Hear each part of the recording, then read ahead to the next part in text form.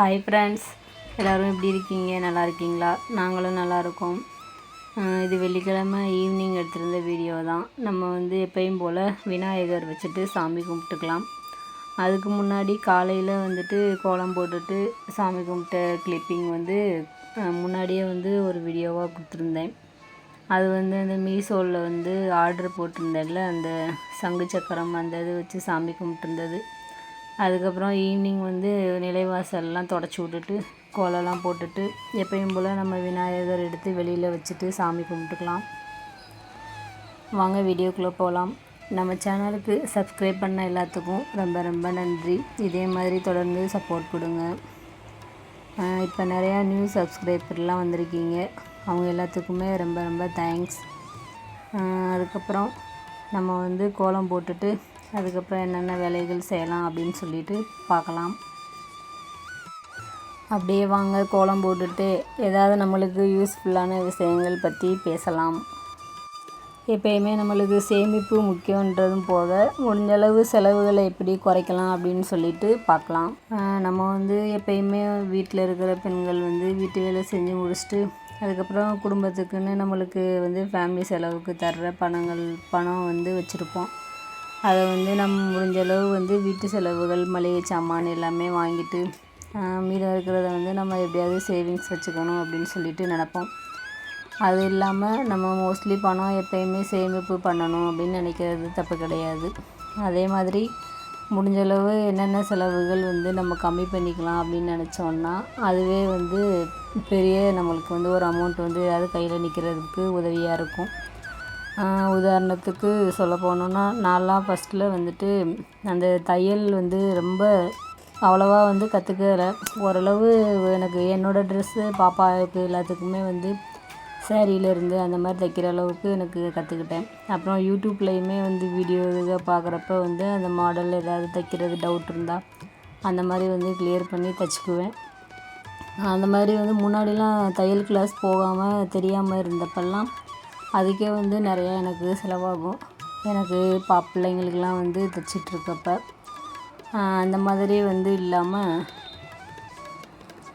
நம்ம தையல் கிளாஸ் நம்மளுக்கு தைக்கிற அளவுக்காவது கற்றுக்கிட்டோன்னா அதிலேருந்து நம்ம நிறையா செலவு பண்ணுறத கம்மி பண்ணிக்கலாம்.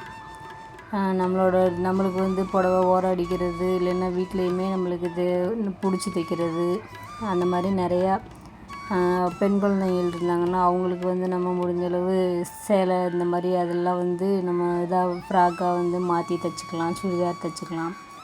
இந்த மாதிரி நிறைய வேலைகள் செஞ்சுக்கலாம். இப்போ ஒரு ஸ்டிச்சிங்கே எடுத்துக்கிச்சுனாலுமே திருப்பி மறுபடியும் அதுக்கும் கடையை தேடி ஓடுறது மாதிரி இருக்கும். அதனால் நம்மளுக்கு எப்போயுமே தையல் மிஷின் வீட்டில் வச்சுக்கணும். அதே மாதிரி நம்மளுக்கு நினச்ச நேரம் டக்குன்னு நம்ம இஷ்டத்துக்கு தைச்சிக்கலாம் வேலை இல்லாதப்போ.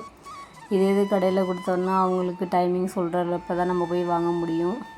நம்ம கொடுக்குறப்ப அவங்களும் பிஸியாக இருந்தாங்கன்னா அந்தளவுக்கு அவங்களாலையும் தைச்சி தர முடியாது டயத்துக்கு. அதனால் அந்த மாதிரி பிரச்சனைகள்லாம் நம்மளுக்கு தவிர்க்கணுன்னா முடிஞ்சளவு நம்ம கைத்தொழில் கற்றுக்கணும். தையல் இன்னும் நம்மளுக்கு என்னென்ன தேவைப்படுமோ அதெல்லாமே ஓரளவு தெரிஞ்சு வச்சுக்கிட்டோன்னா அதுவே நம்மளுக்கு நேரமும் மிச்சமாகும். காசு பணமுமே முடிஞ்சளவு நம்ம சேவிங்ஸ் பண்ணுறதுக்கு ஹெல்ப்பாக இருக்கும். இப்போ ப்ளவுஸ்லாம் நம்ம தைக்க கொடுத்தோன்னா நம்மளுக்கு டைமுக்கும் கிடைக்காது. அதுவும் ஃபங்க்ஷன் டைம்னால் கண்டிப்பாக கிடைக்கவே செய்யாது. அதனால் இப்போ நம்மளே கற்றுக்கிட்டோன்னா நம்ம டைமுக்கு ஃப்ரீயாக இருக்கிறப்ப வேலை இல்லாதப்போ தைச்சிக்கலாம், ஈஸியாக இருக்கும். அதனால் அந்த மாதிரி பார்த்துக்கிறது ரொம்ப நல்லதுன்னு சொல்லுவேன் பெண்களுக்கு. நான் அதனால தான் கண்டிப்பாக எப்படியாச்சும் இந்த மாதிரி வேலைகள்லாம் தெரிஞ்சு வச்சுக்கணும் அப்படிங்கிறதுக்காகவே கண்டிப்பாக எல்லாத்தையுமே தெரிஞ்சுக்கிட்டேன். அப்புறம் முன்னாடியே கொஞ்ச நாளைக்கு முன்னாடினா எப்படி ஒரு 2-3 வருஷத்துக்கு முன்னாடியே இருக்கும். தையல் மிஷின் ஒன்றுமே சின்னதாக வாங்கி வச்சுக்கிட்டேன். ஹஸ்பண்ட் வாங்கி கொடுத்தாங்க. ஏன்னா எங்களுக்கு அடிக்கடி நிறைய இந்த பசங்களுக்கு ட்ரெஸ்ஸு பிடிச்சி தைக்கிறது இந்த மாதிரிலாம் நிறையா வேலைகள் தேவைப்படுது. அதனால் வாங்கினதுனால இப்போ அது ரொம்ப யூஸ்ஃபுல்லாக இருக்குது. நானுமே ப்ளவுஸ்லாம் தைக்கிறதா இருந்தாலும் முன்னாடியே கொஞ்சம் வேலையை ஃப்ரீ பண்ணிவிட்டு என்னைக்காச்சும் ஒரு நாள் தைச்சிக்குவேன். அந்த மாதிரி இந்த மாதிரி இதுக்கும் கண்டிப்பாக உதவியாக இருக்கும். நம்ம வெளியில் போயிட்டு கொடுக்குறப்ப அந்த அமௌண்ட் நிறையா செலவாகும். அது நம்மளே தைச்சி விட்டோன்னா அதோட இது நம்மளுக்கு மிச்சமாக தான் நிற்கும் கையில் பணம். அதையுமே நம்மளை வந்து ஏதாவது சேவிங்ஸ் வச்சுக்கலாம். மற்றபடி வேறு ஏதாவது செலவுகள் இருந்தால் அதுக்கு யூஸ் பண்ணிக்கலாம். அதனால் எல்லா பெண்களுமே கண்டிப்பாக வந்து ஏதாவது ஒரு தொழில் வந்து கற்று வச்சுக்கோங்க. இப்போல்லாம் ஆன்லைன்லேயுமே நிறையா கிளாஸ்லாம் இருக்குது. வீட்டில் இருந்துகிட்டே கூட நம்ம தேவையான இது எல்லாமே கற்று வச்சுக்கலாம். அதுவுமே நல்ல ஹெல்ப்பாக தான் இருக்குது. ஆரி ஒர்க் எல்லாமே கூட இப்போ எனக்கு தெரிஞ்ச ஃப்ரெண்ட்ஸ் எல்லாருமே வந்து கற்றுக்கிட்டு வீட்டிலேயே இருந்து அவங்க ட்ரெஸ்களுக்கு இல்லைன்னா தெரிஞ்சவங்க எல்லாத்துக்குமே வந்து போட்டு கொடுக்குறாங்க. அந்த மாதிரிலாம் நிறையா இதை வந்து நம்ம வீட்டில் இருந்தே இப்போதைக்கு வேலை செய்கிற அளவுக்கு எல்லாமே ரெடி ஆயிடுச்சு. அதனால் அந்த மாதிரி வேலைகளும் நம்ம கற்று வச்சுக்கலாம். அதுக்கப்புறம் நம்ம சின்ன சின்ன வேலைகள் தெரிஞ்சு வச்சுக்கிறது எப்பயுமே நல்லது தான். கைத்தொழில் இருந்துச்சுன்னா கவலைப்படவே தேவை இருக்குது. அதனால ஏதாவது ஒரு தொழில் நம்மளுக்குன்னு தெரிஞ்சு வச்சுக்கணும், ரொம்ப நல்லது. அதுக்கப்புறம் நம்ம கோலம் போட்டுட்டு சாமி வந்து வெளியில் எடுத்து வச்சுட்டு விளக்கெல்லாம் போட்டுட்டு தீபாராதனை காமிச்சு சாமி கும்பிட்டுக்கலாம். நான் சொல்கிற விஷயங்கள் உங்களுக்கு ஓகேன்னு பிடிச்சிருந்துச்சுன்னா கமெண்ட்ஸில் சொல்லுங்கள். இல்லை இன்னும் வேறு ஐடியாக்கள் இருந்துச்சுன்னா நீங்களும் சொல்லுங்கள், நாங்களும் தெரிஞ்சுக்கிறோம். எல்லாத்துக்குமே வந்து ஷேர் பண்ணிக்கலாம். நம்ம வந்து எல்லா விஷயத்துக்குமே வந்து யாரையாவது ஒருத்தவங்கள சார்ந்தே இல்லாமல் முடிஞ்சளவு நம்மளுக்கு தேவையானதை நம்மளே செஞ்சுக்கிற அளவுக்கு வந்து ரெடி ஆகிக்கிறது நல்லது. ஏன்னா அவங்க வீட்டில் இருக்க ஆண்களுமே வந்து அவங்களோட வேலைகளை வெளியில் போக வர பார்க்குறதுக்கு சரியாக இருக்கும். அதனால் அவங்களுக்கும் பாதி சுமையை நம்ம குறைச்சது மாதிரி இருக்கும். இப்போ பைக்கெல்லாம் ஓட்ட தெரிலனாலும் கண்டிப்பாக வந்து எல்லாருமே கற்றுக்கணும். கற்றுக்கிட்டு குழந்தைங்கள ஸ்கூலில் விட கூப்பிட எல்லாத்துக்குமே வந்து உதவியாக இருக்கும்.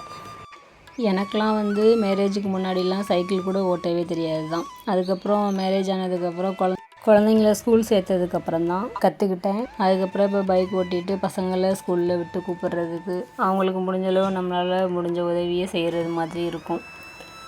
நம்ம இப்போ எங்கேயாவது காய்கறி வாங்கவோ இல்லை வேறு எங்கேயும் போகணுன்னாலுமே கூட நம்ம நடந்து போகாமல் ஆட்டோவில் போயிட்டு காசு கொடுத்து அந்த மாதிரி போகாமல் வண்டி ஓட்டினோன்னா ஈஸியாக இருக்கும். நம்மளுக்கு எங்கே வேணாலும் போயிட்டு வர்றதுக்கு ஹெல்ப்பாக இருக்கும். எப்பயுமே எல்லாருமே வந்து வாகனங்கள் ஓட்ட கற்றுக்கிறது நல்ல விஷயந்தான். நம்பிக்கையை விடாமல் பொறுமையாக கவனமாக கற்றுக்கிட்டோன்னா கண்டிப்பாக நம்மளாலேயும் முடியும். அதனால் வயசாகிடுச்சு அப்படின்னு சொல்லிட்டு பிள்ளைங்கள்லாம் வந்து இருக்காங்க, எப்படி இப்போ போய் கற்றுக்கிட்டு அப்படின்னு யோசிக்காமல் பார்த்து சேஃப்டியாக எல்லாருமே வந்து மெதுவாக நீங்கள் கற்றுக்கிட்டிங்கன்னா நம்பிக்கையோடு கண்டிப்பாக எல்லாமே நம்மளாலேயும் முடியும். எனக்கு ஸ்டார்டிங்கில் வந்து வண்டி ஓட்டுவேன்னு சொல்லிட்டு நம்பிக்கையே இல்லை, அதோட விருப்பமும் இல்லவும் இல்லை. வாக்கிங்லேயே போயிட்டு நம்ம பிள்ளைங்கள விட்டுக்கலாம் அப்படின்னு சொல்லிட்டு அந்த மாதிரி தான் யோசிச்சுட்டே இருந்தேன். அப்புறம் எங்கள் வீட்டில் தான் வந்து அவர் கண்டிப்பாக நீ கற்றுக்கோ முடியும், நான் சொல்லித்தரேன் அப்படின்னு சொல்லிவிட்டு அப்புறம் அவங்க தான் ஃபஸ்ட்டு சைக்கிள் ஒன்று வாங்கி கொடுத்துட்டு அதே மாதிரி கற்றுக் கொடுத்தாங்க. அப்புறம் டிவிஎஸ் எக்ஸல் அந்த வண்டி அது வாங்கி கொடுத்துட்டு அப்புறம் அதை ஓட்டுறதுக்கு கற்றுக் கொடுத்தாங்க. இந்த மாதிரி தான் நானும் கற்றுக்கிட்டேன். இன்றைக்கி வந்து பால் சாம்பிராணிக்கு வந்து ரெடி பண்ணலை. அன்றைக்கி கொஞ்சம் வேலை இருந்ததுனால பையனும் வெளியில் போயிருந்தான். அதனால் ரெடி பண்ணுறதுக்கு லேட் ஆயிரும்னு சொல்லிவிட்டு கற்பூரம் மட்டும் காமிச்சிட்டு அதுக்கப்புறம் ஊதுபத்தி இது மட்டும்தான் காமிச்சிட்டு சாமி கும்பிட்டுக்கிட்டேன். எல்லாருக்கும் நல்லதே நடக்கணும்னு சொல்லிட்டு வேண்டிக்கலாம். நான் கோலம் போட்டதையுமே பூனைக்குட்டி அங்கே உட்காந்து ஃபுல்லாகவே அழிச்சிட்டாங்க. அப்புறம் நிலைவாசலுக்குமே வந்து கற்பூர தீபம் காமிச்சிட்டு எப்பயும் போல் நம்ம சாமிகிட்ட வேண்டிக்கலாம். நம்ம சேனலுக்கு சப்ஸ்கிரைப் பண்ணாமல் வீடியோ பார்த்தீங்கன்னா ப்ளீஸ் சப்ஸ்கிரைப் பண்ணி எனக்கு சப்போர்ட் பண்ணுங்கள். அப்புறம் தொடர்ந்து வீடியோ பார்க்குற எல்லாத்துக்கும் ரொம்ப ரொம்ப நன்றி.